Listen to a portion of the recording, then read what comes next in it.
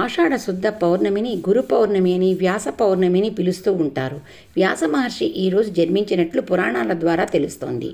గురు పౌర్ణమి రోజున ముఖ్యంగా గురు దక్షిణామూర్తి, ఈశ్వరుని, విష్ణువు, దత్తాత్రేయుని పూజలు చేయాలని పండితులు చెబుతున్నారు.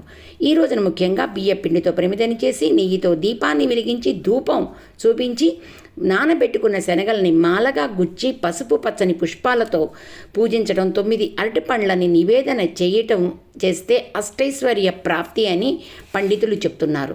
ఈ రోజున మనకి విద్య నేర్పిన గురువులను కూడా సత్కరించుకోవాలి అన్నది కూడా పండితులు పెద్దలు చెప్తూనే ఉన్నారు. ఇక నానబెట్టుకున్న శనగలు గనక దేవునికి మాలగా సమర్పించినట్లయితే విద్యార్థులకు విద్యలో రాణించడం, ఉన్నత స్థాయి ఉద్యోగంలో చేరుకోవటం, భోగభాగ్యాలు, అష్టైశ్వర్యాలు సిద్ధిస్తాయని పండితులు చెబుతున్నారు. ఈ వీడియో కనుక నచ్చితే లైక్ చేయండి, షేర్ చేయండి, సబ్స్క్రైబ్ చేసుకోండి. స్వస్తి.